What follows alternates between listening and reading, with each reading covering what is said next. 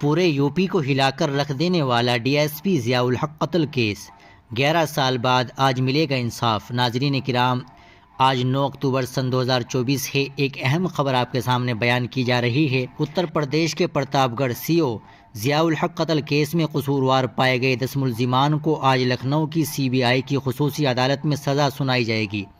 عدالت نے اس معاملے میں تمام 10 کو مجرم قرار دیا تھا۔ اگر دیکھا جائے تو عدالت تقریباً 11 سال بعد ملزم کو سزا سنائے گی۔ سن 2013 کے اس قتل کیس میں خصوصی عدالت نے سزا پانے والے تمام ملزمان کی گرفتاری کا حکم دیا تھا۔ قابل ذکر ہے کہ اس قتل نے پوری ریاست کو ہلا کر رکھ دیا تھا۔ یہ واقعہ 2 مارچ سن 2023 کو پیش آیا، جب کنڈا کے سی او ضیاء الحق کو لاٹھیوں، ڈنڈوں اور گولیوں سے بے دردی سے قتل کر دیا گیا تھا۔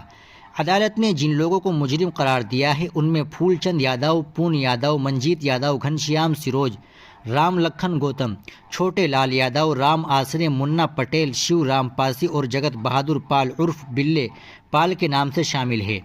کنڈا area police officer C O D S P Zia ul-Haq کو 2 مارچ سن 2013 کو پرتاپ گڑھ کے ہاتھی گوان تھانے علاقے میں قتل کر دیا گیا تھا۔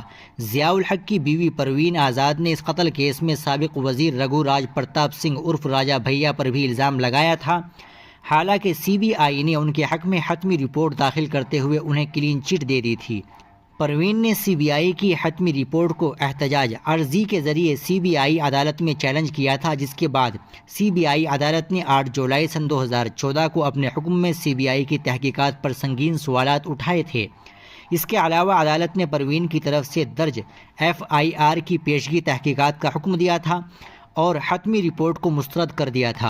پیشگی جانچ کے مذکورہ حکم کو سی بی آئی نے ہائی کورٹ میں چیلنج کیا تھا، لیکن سی بی آئی کی درخواست ہائی کورٹ کی لکھنؤ بنچ نے مسترد کر دی تھی۔ واقعہ بالی پور گاؤں میں 2 مارچ سن 2013 کو شام پردھان ننھے سنگھ یادو کے قتل سے شروع ہوئی، جس کے بعد پردھان کے حامی بڑی تعداد میں ہتھیاروں کے ساتھ بالی پور گاؤں پہنچے۔ گاؤں میں اس قدر افراتفری مچی ہوئی تھی کہ کنڈا کے کوتوال سریش مشرا اپنی ٹیم کے ساتھ یادو کے گھر جانے کی ہمت نہ کر سکے۔ تب area police officer C O D S P Zia ul-Haq گاؤں کے پچھلی طرف سے پردھان کے گھر کے قریب پہنچے۔ تب گاؤں والے فائرنگ کر رہے تھے۔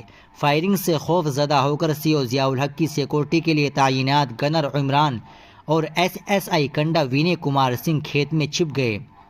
جیسے ہی ضیاء الحق گاؤں پہنچے، گاؤں والوں نے انہیں گھیر لیا۔ اس دوران ننھے سنگھ یادو کے چھوٹے بھائی سریش یادو کی بھی گولی لگنے سے موت ہو گئی۔ سریش کی موت کے بعد ضیاء الحق کو گھیرے میں لے کر پہلے لاٹھیوں سے پیٹا، پھر گولی مار کر ہلاک کر دیا۔ اس کے بعد رات 11 بجے بڑی تعداد میں پولیس اہلکار گاؤں بالی پور پہنچ گئے اور سی او ضیاء الحق کی تلاش شروع کر دی۔ تقریباً آدھے گھنٹے بعد ضیاء الحق کی لاش پردھان کے گھر کے پیچھے پڑی ہوئی ملی تھی۔ ناظرین کرام، آپ اس خلاصے کے بارے میں اور اس کیس کے بارے میں کیا کہیں گے؟ ملزم کو کیا سزا ملنی چاہیے؟ کمنٹ باکس میں ضرور بتا دیں۔ ویڈیو کو لائک اور شیئر ضرور کر دیں، چینل کو بھی سبسکرائب کر لیں۔ ملتے ہیں انشاءاللہ اگلی ویڈیو میں۔ السلام علیکم ورحمۃ اللہ وبرکاتہ۔